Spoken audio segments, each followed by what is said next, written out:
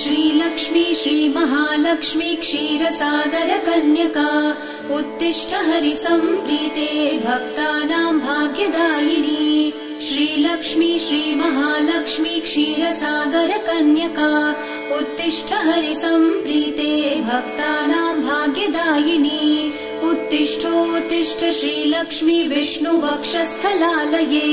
उत्तिष्ठ करुणापूर्णे लोकानां शुभदायिनी